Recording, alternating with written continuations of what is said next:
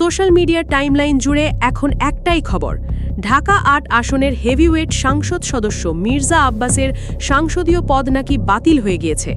হঠাৎ করেই ডিজিটাল প্ল্যাটফর্মগুলোতে আগুনের মতো ছড়িয়ে পড়া এই খবরটি পুরো রাজনৈতিক অঙ্গনে এক তীব্র চাঞ্চল্য আর ধোঁয়াশার সৃষ্টি করেছে।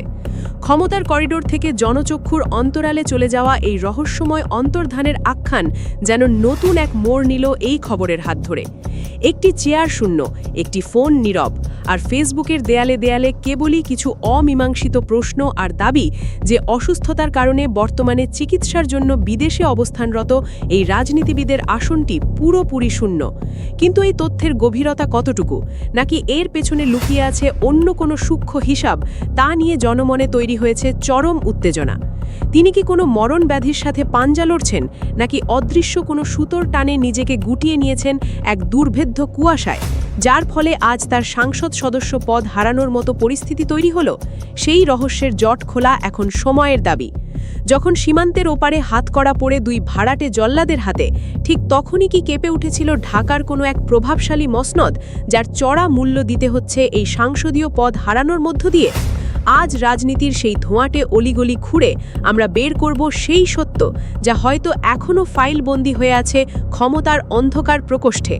চোখ রাখুন আজ নিউজ বিডি লাইভের বিশেষ অনুসন্ধানী প্রতিবেদনে।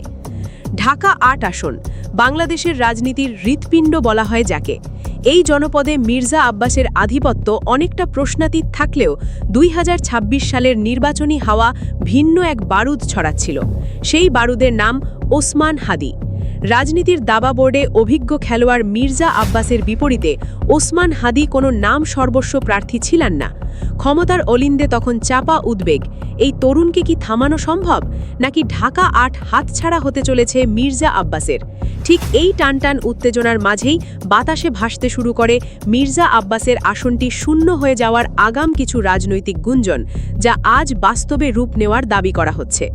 নির্বাচনী প্রচারণার ডামাডোলের মাঝেই একদল সশস্ত্র দুর্বৃত্তের তপ্ত বুলেট বিদ্ধ করল ওসমান হাদিকে। চিকিৎসকদের সব চেষ্টা ব্যর্থ করে দিয়ে না ফেরার দেশে চলে গেলেন তরুণ এই নেতা। এই একটি মৃত্যু কেবল একজন উদীয়মান নেতার জীবনের অবসান ঘটালো না, বরং বদলে দিল পুরো নির্বাচনী সমীকরণ। যে লড়াই হওয়ার কথা ছিল হাড্ডাহাড্ডি, সেই ময়দান মুহূর্তেই হয়ে পড়ল ফাঁকা।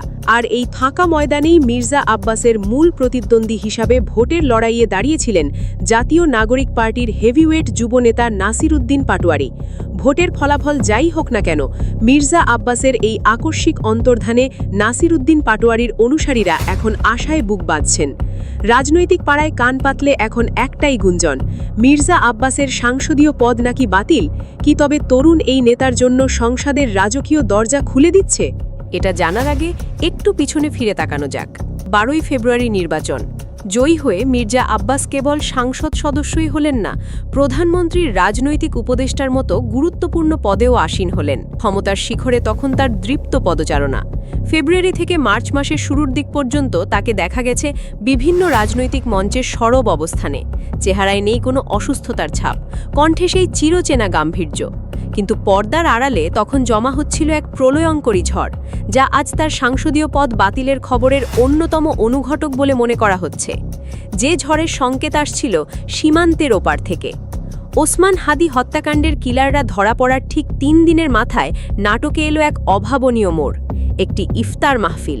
হঠাৎ করেই সবাইকে চমকে দিয়ে জ্ঞান হারিয়ে ফেললেন মির্জা আব্বাসের মতো হেভিওয়েট নেতা। রাজধানীর এক অভিজাত হাসপাতালে তাকে ভর্তি করা হলো। চিকিৎসকরা জানালেন মাইল্ড স্ট্রোক। ঘটনা প্রবাহের এই চরম মুহূর্তে দাঁড়িয়ে আপনি কি কোনো অদৃশ্য যোগসূত্র দেখতে পাচ্ছেন?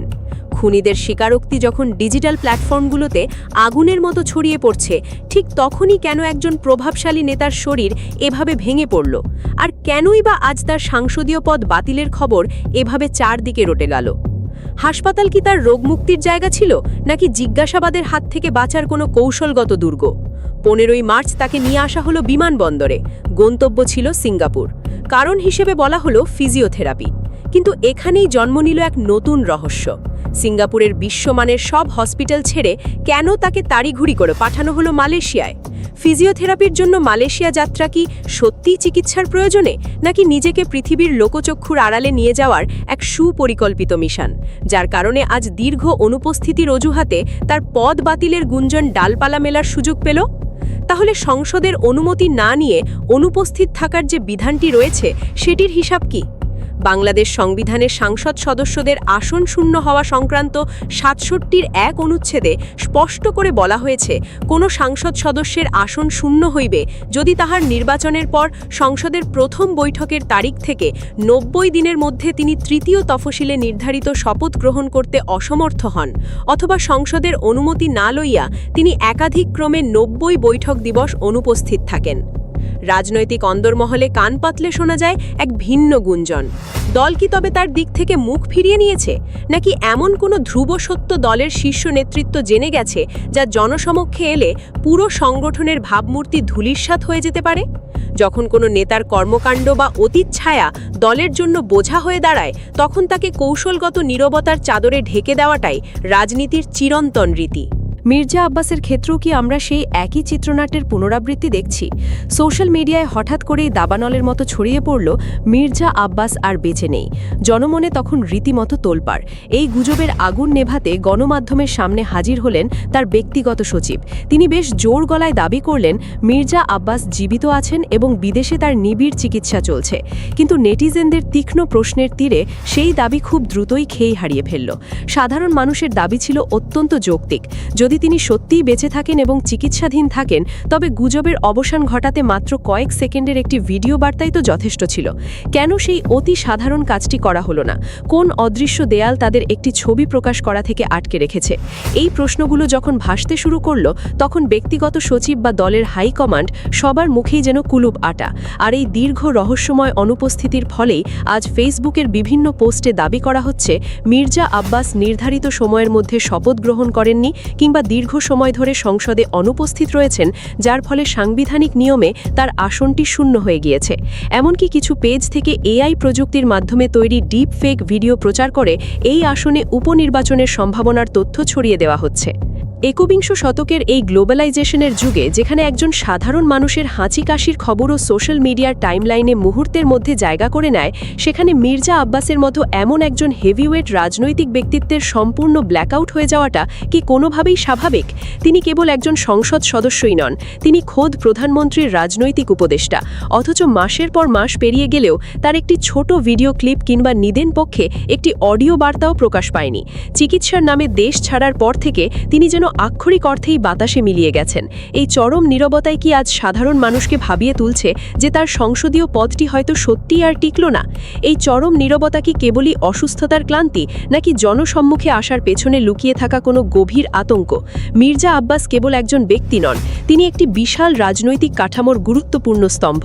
অথচ বিস্ময়করভাবে লক্ষ্য করা যাচ্ছে তার এই দীর্ঘ অনুপস্থিতি এবং সংসদীয় পদ বাতিল সংক্রান্ত চারদিকের এই তুমুল হইচই নিয়ে তার নিজের দল কিংবা সরকারের পক্ষ থেকে কোনো সুনির্দিষ্ট বা শক্তিশালী বক্তব্য নেই। একজন প্রভাবশালী উপদেষ্টা মাসের পর মাস নিখোঁজ, অথচ তার বর্তমান শারীরিক অবস্থা বা অবস্থানের বিষয়ে কোনো অফিসিয়াল বুলেটিন নেই। এই নীরবতা কি শুধু কাকতালীয়? অসুস্থতার আড়ালে এই দীর্ঘ প্রবাস জীবন এবং সংসদ সদস্য পদ বাতিলের এই তীব্র গুঞ্জন কি সত্যিই নিছক নিয়তির খেলা, নাকি অপরাধের দায় থেকে বাঁচার এক নিরাপদ সুড়ঙ্গ? দর্শক, মির্জা আব্বাস কি সত্যিই অসুস্থ, নাকি এটা অপরাধ ঢাকার এক রাজনৈতিক চাল? আপনার মতামত জানিয়ে দিন কমেন্ট করে।